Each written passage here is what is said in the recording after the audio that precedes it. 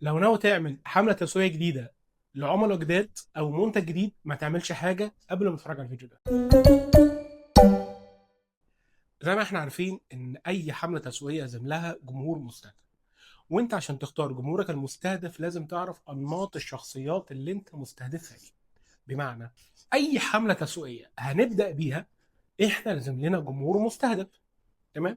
يا عزيزي، الجمهور المستهدف يعني شخصيات مختلفة، والشخصية المختلفة يعني نمط مختلف، والنمط المختلف هنا احنا بنحدد أنماط شخصيات مختلفة لكل فئة عمرية ولكل فئة ثقافية ولكل بيئة جاي منها كل عميل.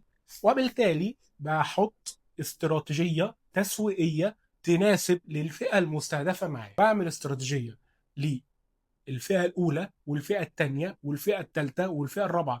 لكل فئة بقسمها شخصيات وأنماط. كل شخصية عميل أو لكل شخصية بني آدم على وجه الأرض عندنا كذا نمط وكذا شخصية. الشخصية الأولى هي الشخصية القيادية.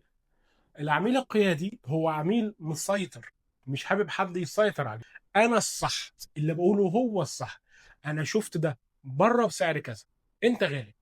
عميل القيادي هو عميل درجة أولى. العميل ده رتبة، شخصية عامة، شخصية بارزة في المجتمع أو مدير ما. ما ينفعش إن أنا أبقى مسيطر على الديل من أول قعدة.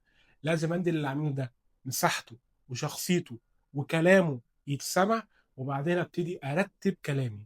كذلك في الحملة التسويقية ما ينفعش أفرض سيطرتي على المكان أو على المنتج مع العميل ده. مثال السيارات الصيني اجتاحت الدول العربيه، وده عشان هي ممنوعه تتباع في امريكا. والدول العربيه او اغلب انماط شخصيه العربيه هي شخصيات قياديه.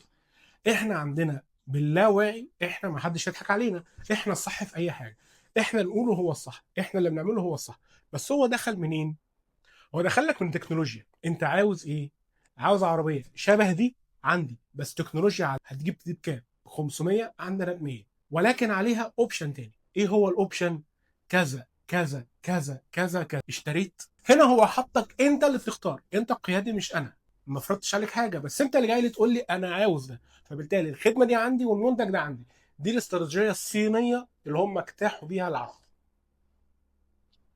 مثال تاني، العميل المتردد هو عاجبه جدا المنتج بتاعك وعاجبه السعر، بس شاكك او خايف يكون في سعر اقل منه. انا بديله هو الخيار، انا بقول له تمام، روح خد فكره وتعالى لي، ولكن الفتره بتاعتي من كذا لكذا. هنا انا قلت له انت روح اختار، انا ماليش دعوه، ولكن انا عندي حد في البروموشن بتاعي، انا والله منزل السعر من كذا لكذا في خلال 3 ايام.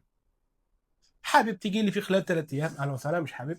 انا خليت العميل المتردد ان هو ياخد الاكشن وهو واقف. هنا انا بحدد الشخصيه اللي قدام مني، بعرف منين مفتاح الشخصيه، بعرف منين اتكلم مع الشخصيه، بعرف منين ادخل للشخصيه. ولكن خلي بالك، العميل المتردد انه متردد في كل حاجه: مكونات المنتج، شكل المنتج، الافكت بتاع المنتج. لو انت بتبيع حاجه ليها افكت بعدين، منتج طبي او شيء، خدمه ما بعد البيع، لو انت بتبيع سيارات، بتبيع حاجه الكترونيات، كل ده العميل المتردد بيبص عليه. فلازم يكون جاهز لكل سؤال للعميل المتردد. نمط تاني ومهم جدا هو نمط النطاط. هو اسمه النطاط ان هو بينط من شخصيه لشخصيه في نفس الدين. بمعنى ايه؟ بمعنى انك هتيجي هتلاقي العميل ده مبسوط جدا معاك وبيضحك وبيهزر وبيتكلم، ومره واحده دخل معاك في الجد، ومره واحده هو بيتكلم معاك جد عشان يفهم انت بتضحك عليه ولا لا، راح معاك لشكل تاني هو الشكل القيادي.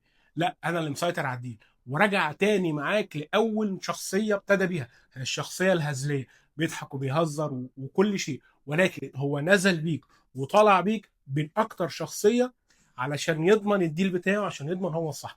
اخطر عميل ممكن تتعامل معاه او اخطر شخصيه واخطر نمط هو النمط النطاط، ان انت مش هتعرف تمسكه من حته معينه. ولكن لو العميل بتاعك ابتدى يتحرك معاك في الانماط دي او الشخصيات دي، حاول تبقى معاه ثابت في مكانك انت وبشخصيتك انت. ما تحاولش تروح له لشخصيته هو.